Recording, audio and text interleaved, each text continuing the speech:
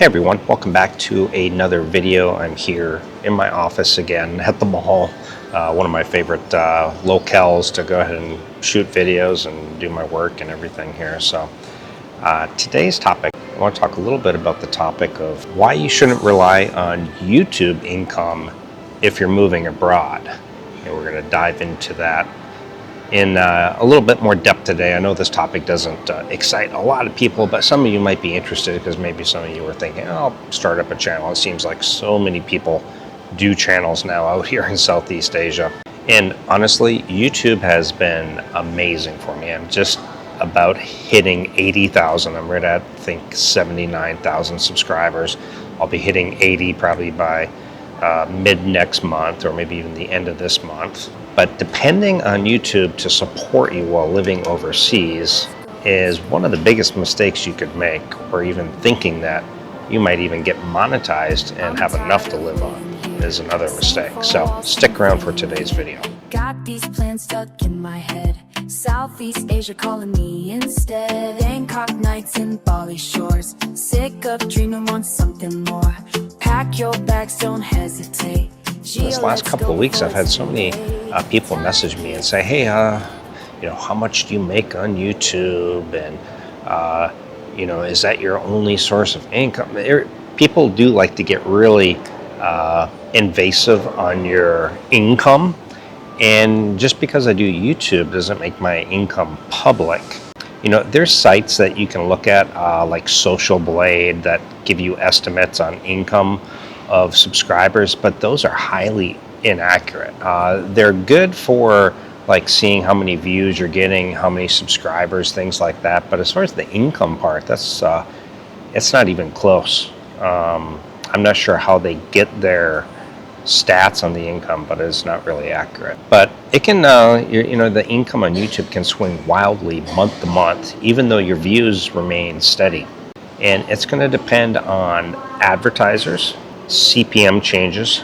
As CPM basically means cost per mille. Mille is the Latin word for 1,000. So it's basically the cost per 1,000 views. It's basically what advertisers will pay for every 1,000 times that their ad is shown. Now, this is going to depend on the region of where your audience is. If you are in the UK, the USA, Australia, Canada, those places pay much higher paying advertisers.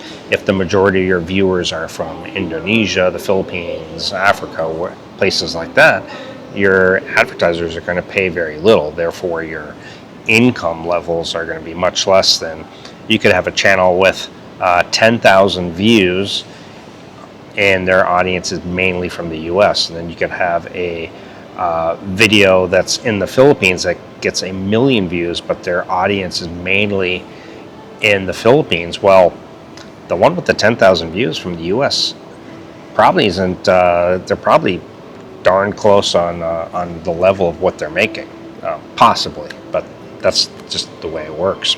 So again, that audience country, that makes a big difference. The season, believe it or not, advertisers pay more around the November, December, January because of the holidays. And algorithm shifts all the time.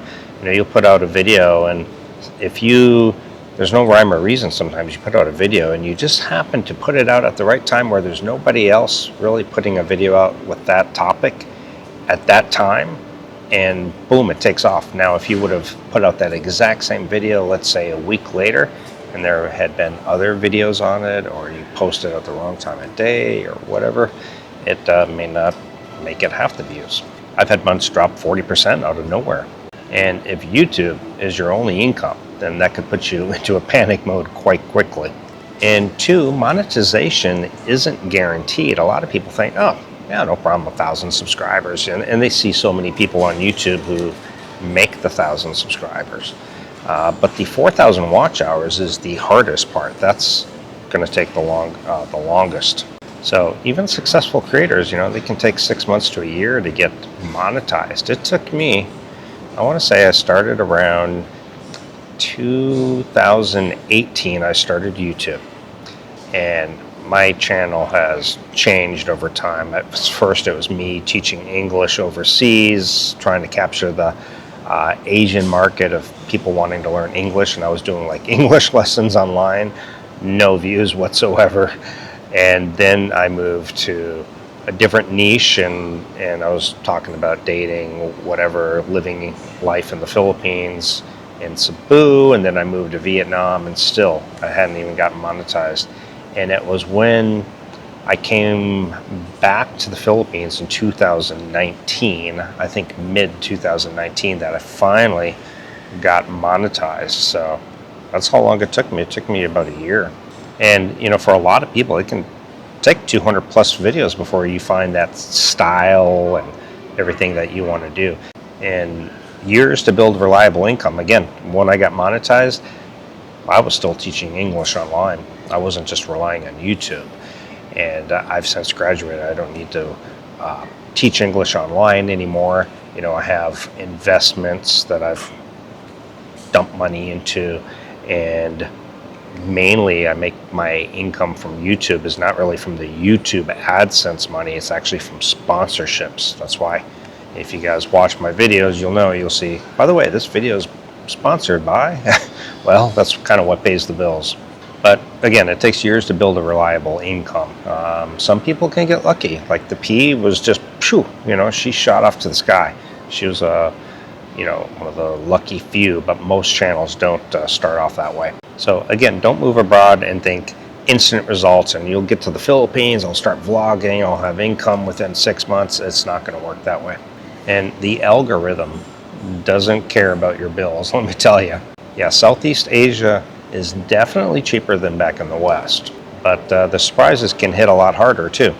Visa fees, healthcare, unexpected moves, electronics breaking. I mean, I've had to upgrade to this new MacBook Air because my gaming laptop that I've been running for years finally is just, it lags so bad that I just really couldn't edit videos. It took forever. So, you know, spent $1,500 on a new MacBook Air. You got emergency flights back home. If you got a motorbike or a car, you got those repairs.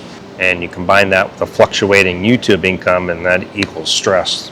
And immigration wants stability. Countries like the Philippines, Thailand, and Vietnam, Malaysia, they want to prove that you can support yourself. And showing them YouTube income that fluctuates so greatly sometimes, they often won't accept that. YouTube income equals inconsistent income. On paper, it does not look stable. So like if you wanted to use that like to apply for a credit card to show or apply for a car loan, YouTube income does not look very good unless you're Mr. Beast or somebody like that. Now, the right way to use YouTube abroad is to follow this formula. Don't rely on YouTube as your main income. Have savings. Have another stable income source. Treat YouTube as a side hustle only until it becomes a stable income. It's taken years for me to make it a stable income. Then, when it finally grows, it becomes an amazing bonus. And speaking of sponsorships, before we continue, if you're planning to move or travel around Southeast Asia or really anywhere, I put together a Gio's Travel Essentials on my website. This is everything I personally use. My backpacks, my camera gear, power banks, travel locks, adapters. All that stuff makes long-term travel easier. If you want to see exactly what I recommend, no fluff, no hype, exactly what I use, check out Gio's Travel Essentials on my website at gioonthego.com or gioonthego.net. Either one will get you there. The link is in the description. Check it out. Make sure you load up on the travel essentials you need to make your trip much smoother and hassle-free. Now, what I wish I knew before I started YouTube. If I could go back and tell myself, okay, I'm going to do YouTube, I would say YouTube is a tool. It is not a safety net. One, do a lot of research, and I recommend don't tie yourself down to one country. That was a mistake that I did. It was Gio in the Philippines for so long, And it actually hurt me with sponsorships too, because a lot of sponsorships would look at a lot of sponsors would look at my channel and they would say, oh, Gio in the Philippines, because sponsors have told me this since. And they just, without even looking at my statistics, like my stats of where my audience is and views and all this kind of stuff, they would just automatically think, okay, my audience is the Philippines. My viewers are all from the Philippines. But actually the opposite was quite true. It was actually most of my audience was in the US, Canada, UK, Australia, and just some people in the Philippines. So it was automatically they didn't really want anything to do with me. And ever since I switched to Gio on the go, then my sponsorships, it's like I get so many reach out that I actually have to turn some down. So make sure you really research out that name brand, your niche, and channel name, because you don't want to have to switch it all the time. It's not good for the algorithm. And so if I could go back, I would have done that. And build your financial foundation first. Build your channel second. And then enjoy the freedom that comes later. And by the way, YouTube is not something that you just do an hour. Listen, people think it's so easy and like there's no money involved. Well, yeah, if you just want to grab your phone and do some videos, well, sometimes the video is not going to be good. It's not going to be stable, the video. The audio is not going to be great. You got to invest into tripods and microphones and the cameras, just all kinds of stuff. Your laptop for editing software, tools to make the thumbnails, different subscriptions, and it all adds up. Traveling around and going places. You want to go to a restaurant and show people? Well, you're traveling to this restaurant and you're going to order yourself a meal. Well, there's extra costs that maybe you wouldn't have had. And so you think about the thumbnail to create it. That takes time.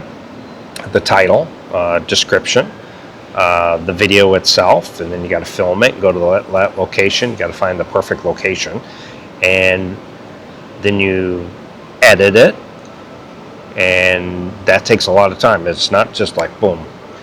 And after that, you have to upload it, and then you got, all the stuff that takes time, it takes money. One of the things that I notice when I click on a YouTube video, if the audio is bad, I'm pretty much turning it off right away. If the video is bad, I'm turning it off. And if it's boring, well, I turn it off as well. So there's a lot of things to consider. So guys, if you're moving out to Thailand, the Philippines, Vietnam, Southeast Asia, and you want help choosing a city, planning your budget, or understanding visas, I offer one-on-one consultations. You can book that again directly on my website, gioonthego.com or gioonthego.net. And again, don't rely on YouTube as a steady income. And so I would love to hear from you guys. Drop a comment. Are you planning to start a YouTube channel abroad and do you have a game plan for it already? Let me know down in the comments. Appreciate watching. Share if you found this video useful. Like, subscribe, hit that bell notification so you're updated every time I come out with a new video. And I'll see you guys in the next video. Ciao. Pack your bags, don't hesitate. Gio, let's go before it's too late. Time keeps slipping away from us. Keep living like this. Away from us, away from us. Gio, let's go.